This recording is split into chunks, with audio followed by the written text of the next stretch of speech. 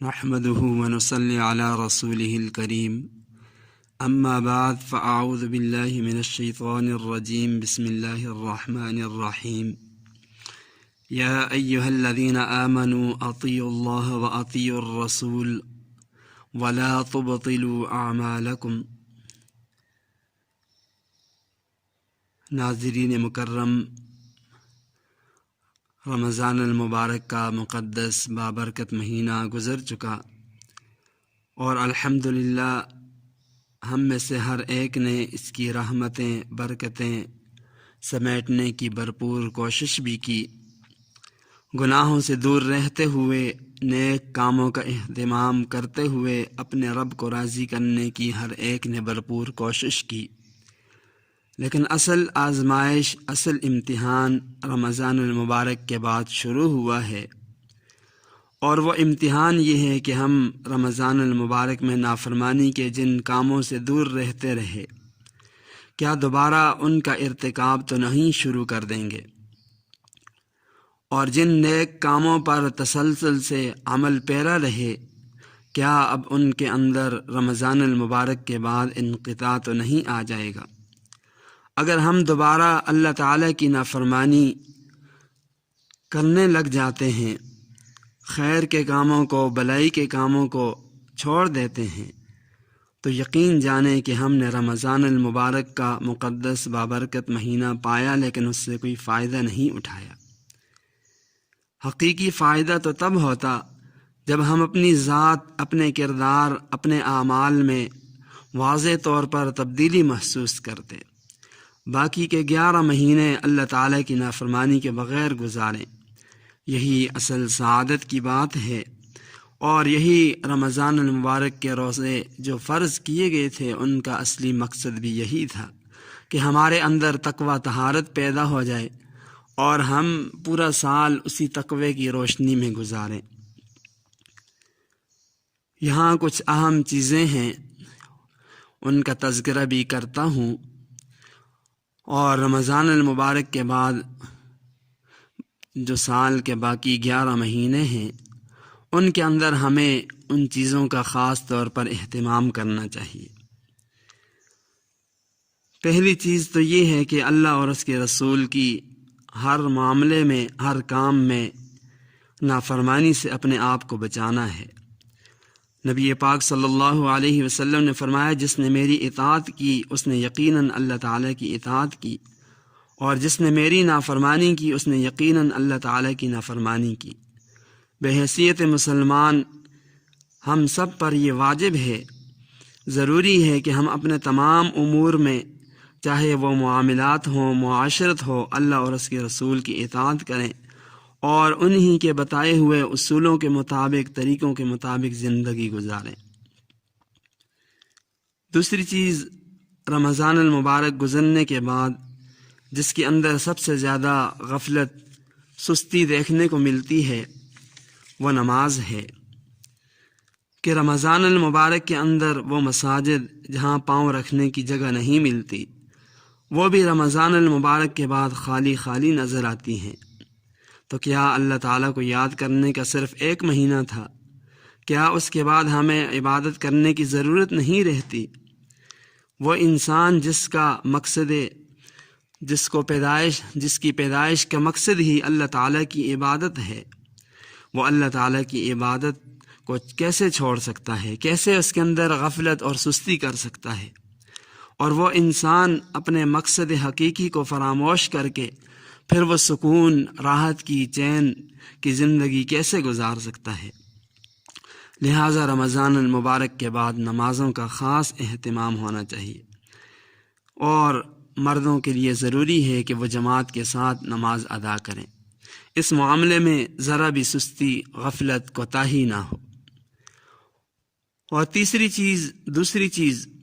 وہ اعمال پر دوام ہے، کہ رمضان المبارک کے اندر اگر کوئی بھی نیک عمل شروع کیا تھا تو اب اس کے اندر انقطاع نہیں ہونا چاہیے۔ رمضان المبارک کے بعد بھی اس عمل کا ترک نہیں ہونا چاہیے، وہ عمل اسی طرح جاری و ساری رہنا چاہیے۔ نبی پاک صلی اللہ علیہ وسلم نے فرمایا کہ اللہ تعالیٰ کے ہاں تمام اعمال میں سے محبوب ترین عمل وہ ہے جس پر ہمیشگی کی جائے، دوام ہو اگرچہ وہ تھوڑا ہی کیوں نہ ہو۔ لہٰذا کوشش کی جائے کہ اگر آپ نے رمضان المبارک کے اندر کوئی بھی چھوٹا سا عمل شروع کیا تھا تو اب وہ منقطع نہیں ہونا چاہیے، بلکہ اس میں تسلسل رکھیں، روزانہ کی بنیاد پر اس نیک عمل کو شروع کریں، اس کے اندر کوتاہی نہ کریں۔ ممکن ہے کہ اللہ تعالیٰ کو ہمارا وہی چھوٹا سا عمل اللہ تعالیٰ کو اتنا محبوب آ جائے کہ وہی عمل ہماری نجات کا، ہماری مغفرت کا ذریعہ بن جائے۔ تیسری چیز رمضان المبارک کے بعد وہ اوامر کی بجا آوری اور نواہی سے اجتناب ہے۔ نبی پاک صلی اللہ علیہ وسلم نے فرمایا، جب میں تمہیں کسی کام کا حکم دوں تو حسب استطاعت اس کی بجا آوری کرو، اس کو بجا لاؤ، اور جب تمہیں کسی چیز سے منع کروں تو اس کو چھوڑ دو۔ تو رمضان المبارک کے بعد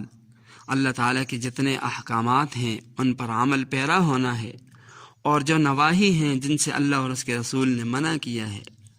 جس طرح رمضان المبارک کے اندر ہم اللہ تعالیٰ کے حکموں کی بجا آوری کرتے رہے اور نواہی سے ہم اجتناب کرتے رہے، تو رمضان المبارک کے گزرنے کے بعد بھی ہم نے اللہ اور اس کے رسول کے حکموں کی تعمیل کرنی ہے، اور نواہی سے جن چیزوں سے اللہ اور اس کے رسول نے منع کیا ان چیزوں سے منع ہونا ہے۔ اور چوتھا کام رمضان المبارک کے بعد، چونکہ شوال کا مہینہ ہے تو شوال کے 6 روزوں کا اہتمام کرنا ہے۔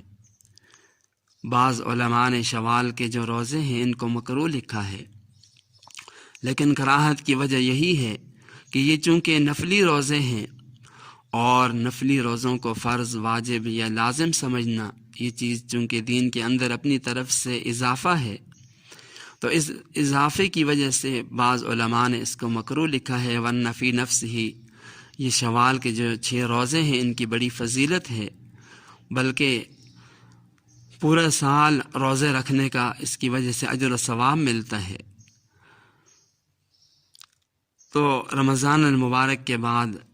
چوتھا کام وہ شوال کے 6 روزوں کا اہتمام کرنا ہے۔ ناظرین مکرم، رمضان المبارک کے بعد اسی طرح اگر تلاوت رمضان المبارک کے اندر تلاوت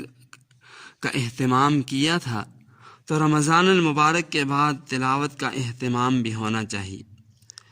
خلاصہ کلام یہ ہے کہ روزہ ایک مسلمان کو جو سب سے اہم درس دیتا ہے، ایک اہم سبق دیتا ہے، وہ صبر اور ضبط نفس ہے۔ روزے کی حالت میں کھانے پینے کے لاکھ مواقع کیوں نہ ہوں، پھر بھی ہمیں یہ احساس رہتا ہے کہ اللہ دیکھ رہا ہے۔ تو کیا وجہ ہے کہ رمضان المبارک گزرنے کے بعد ہماری یہ حالت کیوں ہو جاتی ہے، ہمارے اندر سے یہ احساس کیوں ختم ہو جاتا ہے؟ اللہ تعالیٰ تو اب بھی دیکھ رہے ہیں، لیکن رمضان المبارک کے بعد ہم گناہوں کے اندر، نافرمانیوں کے اندر کیوں لگ جاتے ہیں؟ ایسے محسوس ہوتا ہے، ایسے لگتا ہے کہ جیسے رمضان المبارک کے گزرنے کے بعد ہمیں تمام برے کاموں کی کھلی چھٹی مل چکی ہے، اجازت مل چکی ہے۔ اس لیے رمضان المبارک کے بعد جو 11 مہینے ہیں ان کو اللہ اور اس کے رسول کی اطاعت کے اندر، اللہ اور اس کے رسول کے حکموں کو پورا کرنے کے اندر گزارنا ہے۔ آپ یقین جانیں کہ اگر رمضان المبارک کے بعد ہماری وہی حالت ہو جاتی ہے جو پہلی ہے، ہم اسی روش کو اختیار کر لیتے ہیں جس طرح کہ رمضان المبارک سے پہلے تھے، اب بھی وہی حالت ہے، تو یقین جانیں کہ ہم نے رمضان المبارک کا بابرکت مقدس مہینہ تو پایا تھا، لیکن ہم نے اس سے فائدہ نہیں اٹھایا۔ اب رمضان المبارک کے بعد اس مہینے سے فائدہ اٹھانے کا اس کے بہترین صورت یہی ہے کہ رمضان المبارک کے بعد ہم اپنے آپ کو اپنے اندر تبدیلی محسوس کریں، دوبارہ ہم اخلاقی گناہوں برائیوں کا شکار نہ ہو جائیں۔ اگر ہم اپنے اندر واضح طور پر تبدیلی محسوس کریں گے تو یہ رمضان المبارک کی قدر ہوگی، اور پتہ چلے گا کہ ہم نے رمضان المبارک کے اندر جو عبادت کی تھی اس کے اندر اب دوام ہے، اور یہی رمضان المبارک کا اصل مقصد تھا جو ہم نے حاصل کیا۔ اللہ تعالیٰ سے دعا ہے